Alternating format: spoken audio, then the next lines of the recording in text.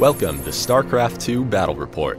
My name's Dustin Browder, I'm the lead designer on StarCraft 2. And my name's Robert Simpson, I'm a Blizzard esports team member. We've got a great game for you here today. We've got Matt Cooper playing as the Blue Zerg, and we've got David Kim playing as the Red Terrans. These players are going to be duking it out on blistering stands. This is a 1v1 map that no one at home has gotten to see yet. Down in the lower left-hand corner of the map, we can see David Kim starting as the Red Terran, and all the way across the terrain up in that top right corner, we have Matthew Cooper playing as the Blue Zerg. Yeah, so this map has a lot of special features on it that will really affect the course of gameplay, and there's a lot of new mechanics that are original and new to StarCraft 2 on this map. Now, coming down from the Zerg base, there's this narrow ramp here that players can use to defend their base. And from this ramp, you move into the first, what we call the natural expansion. This is a place where the Zerg player could easily create a new base and harvest some additional resources. There's a very small choke here the Zerg player can use to defend his base. And as we move out across the map, we'll see there's other opportunities for both players to expand. There's these rocks that are guarding this expansion. You need to destroy these rocks with weapon fire in order to get access to these yellow crystals, which are worth a lot more than the blue crystals that are in the players' bases.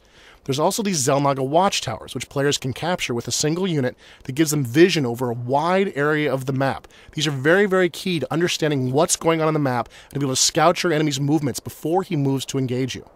And like any good StarCraft map, it's mirrored on all sides. So you can see there's another rock up there with some more yellow crystals, and over here there's an expansion for the Terrans, a small choke point that leads back up into the Terran base. David Kim's thrown down his first barracks as he sends that first SCV out to try to scout Matthew Cooper's base. Yeah, and that SCV is going to move past there. It's going to see that Overlord flying overhead, so he knows the other player's playing as the Zerg at this point, and he's going to be able to move in and see what he can see inside the Zerg base. This first scout is very, very important. But here comes a drone moving down, trying to create a fast expansion.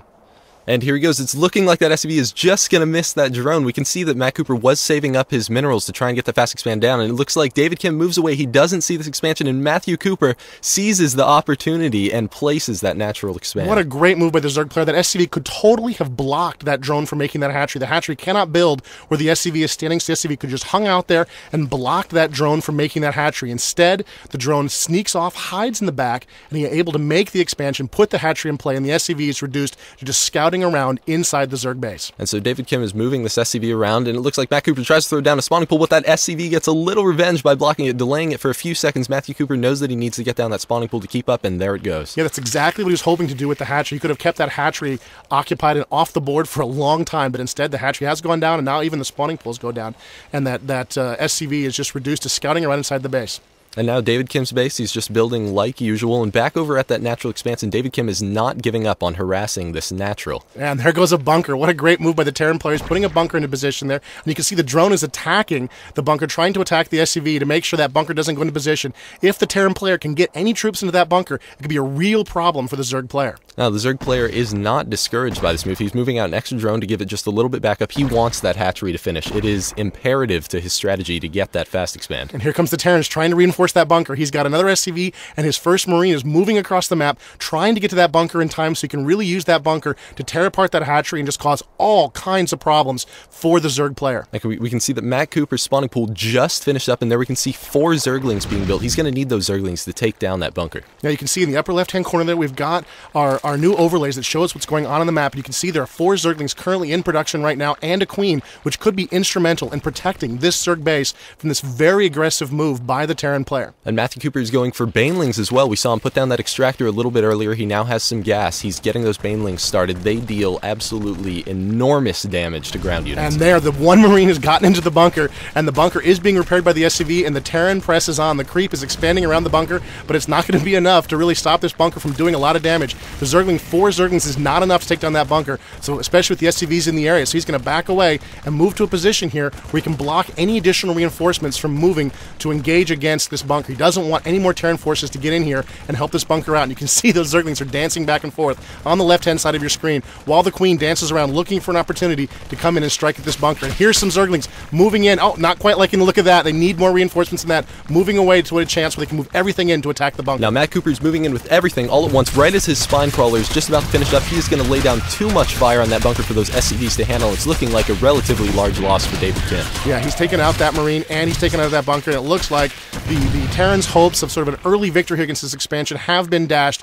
The Queen is in play, and the Zerglings are free, loose, moving across the map. Now we can see the Queen taking advantage of spawning those extra larvae on that hatchery. We just saw them fly off of there. Back over at David Kim's base, he has continued production as usual. He does have a second bunker down, and he's going for 2 tech labs in addition to the Merc compound. We could see some Reapers out here. Yeah, the Merc compound allows him to upgrade his Marines, but it also enables him to create Reapers, which is a small, fast, jump jet equipped infantry that can really... Oh, and here comes the Zerg trying to push in. The Terrans bring up a few SCVs as reinforcements, and the Marines manage to drive the Zerg back. The Terrans have managed to hold their choke against what might have been a very dangerous raid by the Zerg. That's right, that was too many Zerglings for just those 4 Marines to try to hold off, so we did bring up those SCVs as a little reinforcement. We do see a couple Banelings being morphed into play over here. Those Zerglings are able to evolve into Banelings, which are little guys that roll around and explode for tons of damage. Yeah, they do a lot of damage to small units like Reapers and like Marines. This could be a real threat to the Terran player, especially if he remains, in that choke in an area that's small. Those Banelings can do a lot of damage. He doesn't see the Banelings. He doesn't know the threat he's in here.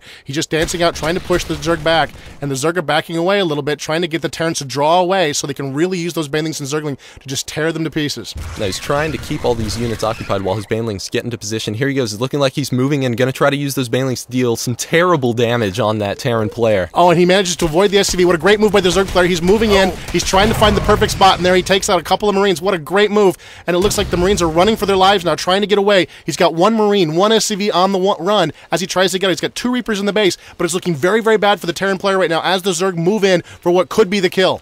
If those Banelings are able to get around into the SCVs, we could deal huge economic damage to David Kim, but it's not looking like they're going to be able to get there because he places his Marine perfect. We have a couple of the Reapers laying down some cover fire. Will that Baneling be able to take out both of those Reapers? No, only one of them goes down. He still has the Reaper and the Marine to defend. What a great move by the Terran player. He uses 1 Marine to block that position between those 2 barracks, and it prevented the Banelings from getting in and doing what they really wanted to do, which was get into the SCVs. They could have just done tons of damage to those SCVs, and instead, the Terran player gets away relatively free from that attack, and he's moved into a position here where he's not going to be able to do a lot. Now, the Zerg are moving their spine crawler up to defend their base, and it looks like he's preparing for what could be, what he's worried might be, a counterattack. At the same time, he is putting down a Roach Warren, which is going to allow him to put roaches on the battlefield while the Terrans continue to move out and try to keep these Zerg away from his base. Now, all these Zerglings here are just too many for a couple of those Marines in the SCV, so he brings the Reapers as backup. Will those Zerglings be able to surround the Reapers? No! One of those Reapers in the back only had 10 HP. Due to David Kim's fantastic positioning, he was able to keep that alive and keep the pressure on. And that's a lot of Zerglings on the field right now. We saw a Terran bunker going up there